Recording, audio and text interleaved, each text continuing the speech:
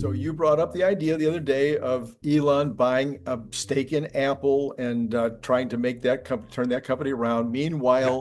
Meanwhile, Bradford Ferguson was talking about his continuing his theory about that Tesla should buy back shares. And if they had taken his advice 7 months ago or 8 months ago when he suggested it, they would have already doubled the value of those shares in the meantime.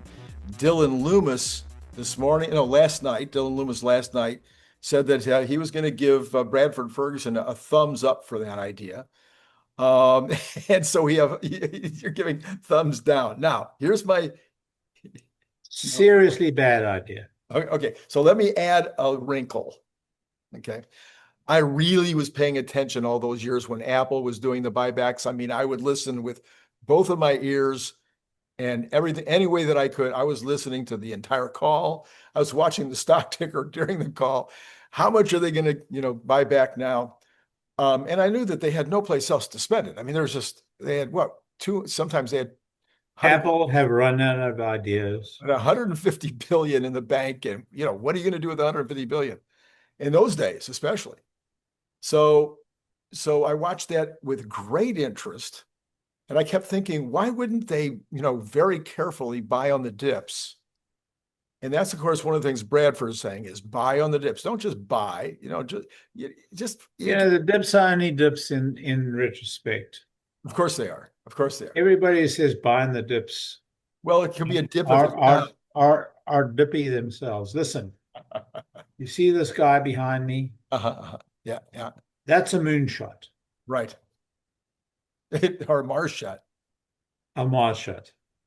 I mean, you when you start buying on the dips of your own shares, when you start buying your own shares, what you're saying is, I have no moonshots left.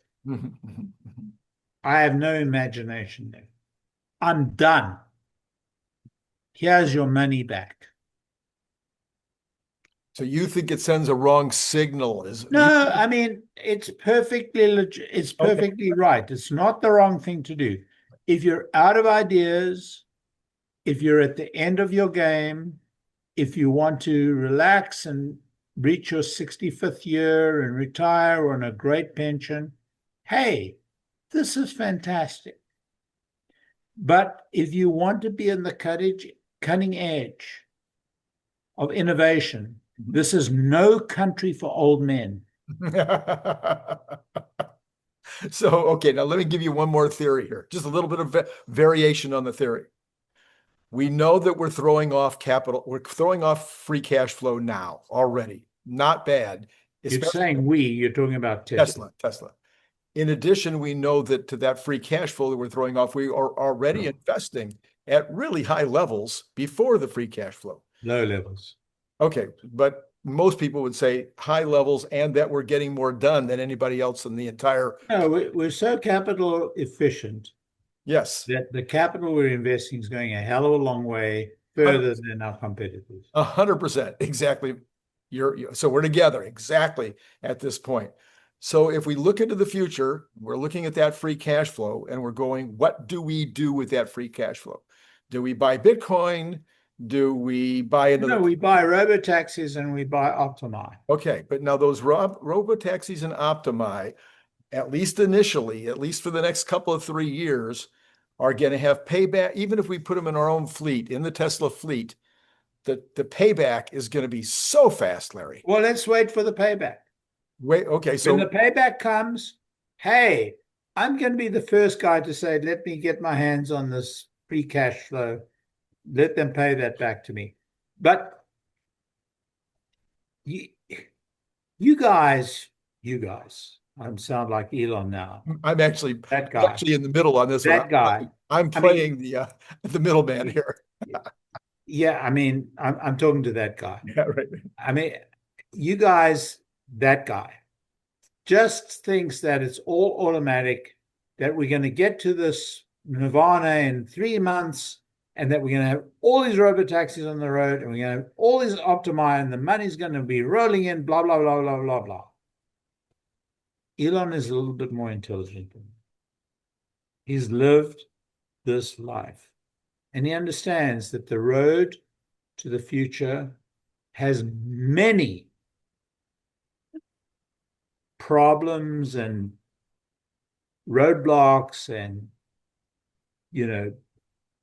intersections that where the red lights won't turn green, and until the future happens, the future hasn't happened. And so if you don't have, Write that down, Larry. I'm you sorry. can write whatever you like. I mean, the point is that you can't convince me and you can't assume that the future is simply going to happen the way you predict it. Mhm. And so if you're Elon, or if you're me, or if you're a relatively sensible business person, you protect against that future. And so 35 billion sounds like a whole lot of money.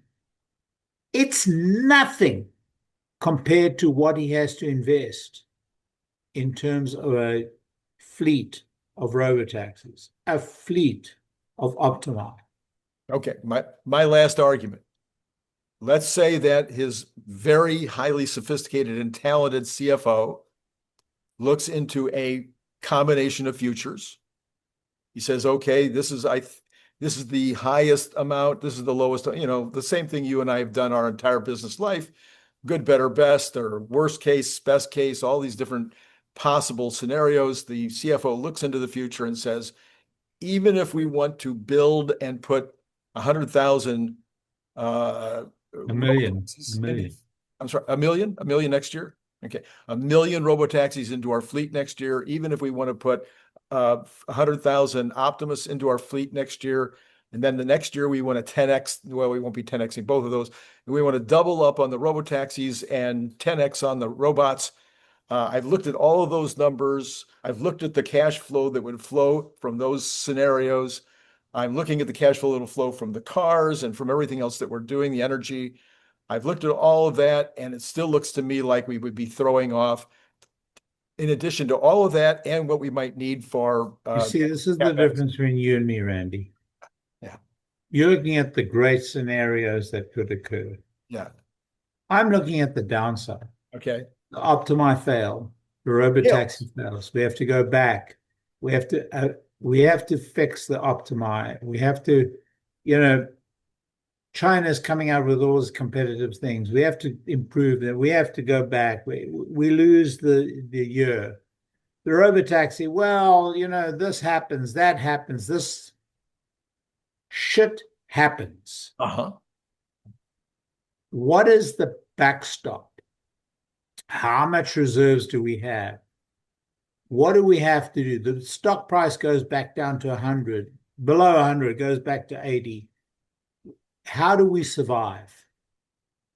That's the difference between somebody who's done this and somebody who's not done this. So your analysis is on both sides. You're saying on the one side, it could be pretty much on plan.